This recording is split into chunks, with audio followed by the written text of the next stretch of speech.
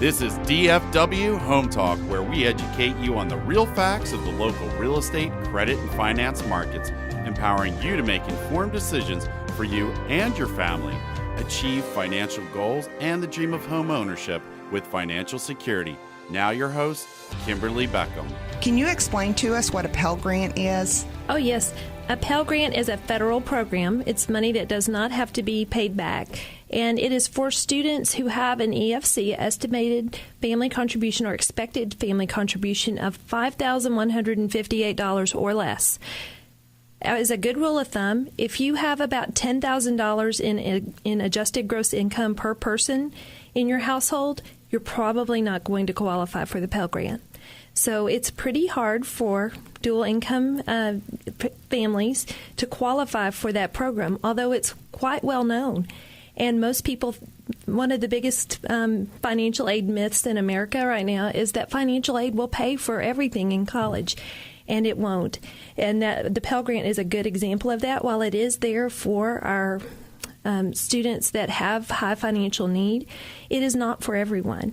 And that's just one of the federal grants. There's also another grant called the Supplemental Educational Opportunity Grant, and it's also for very high need students. And while they're great programs, if you have like I said, if you have adjusted gross income of more than $10,000 per person, you're probably looking at only being offered federal loans when you fill out your FAFSA. So with a household with a two-parent family, we're talking the maximum is going to be like $20,000 coming into that house.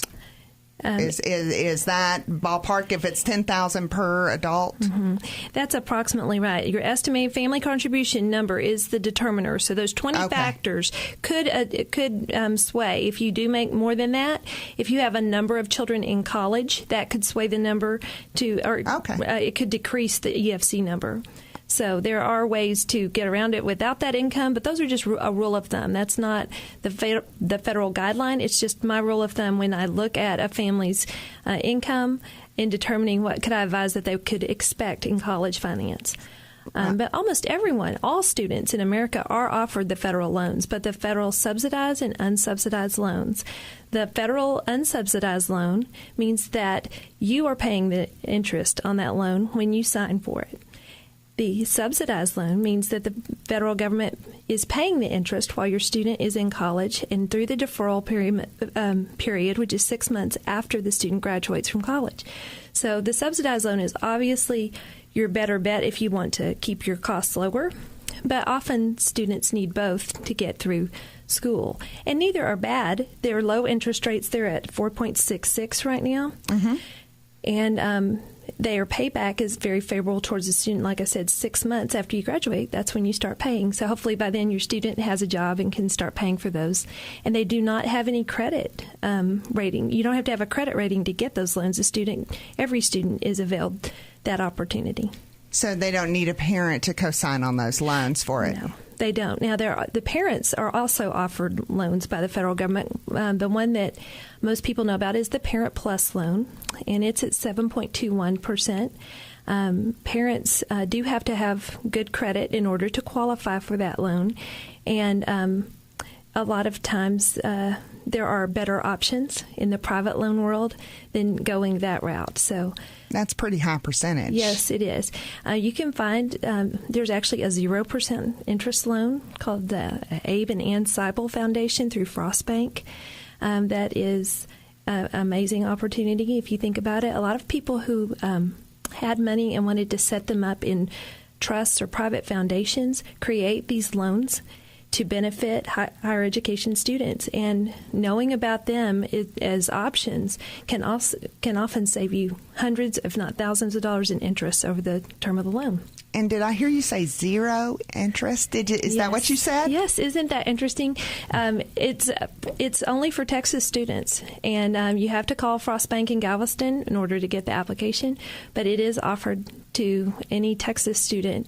You do have to be a pretty high achieving student. I think you have to maintain a 3.0 GPA, but it is offered to everyone, and I think that's even graduate students, by the way. and so that's a good option for them.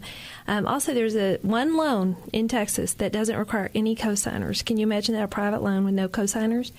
And that's the Nettie Milholland loan. It's an educational trust out of Stanton, Texas, and they offer a very low interest. I think it's at 4% for $4,000 per semester. And the student doesn't have to have the parents co-sign on that? No, that one is no cosigner.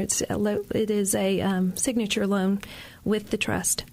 Because people don't understand, when you do co-sign on these loans, we want our kids to go to college, and when you do co-sign for them, that debt, even though you're the co-signer, is still taken on by you. Because you're debt. Yes, ma'am. Exactly. So when it comes to getting a house or a car or anything, if it can affect the amount of house that you can buy. Yes, ma'am. Because you have to add those payments in there. It can also, if your student doesn't make those payments, can affect your credit. And so you need to be aware of that. So the parents, if you co-sign, you need to be on top making sure those payments are being made when they come due. Absolutely.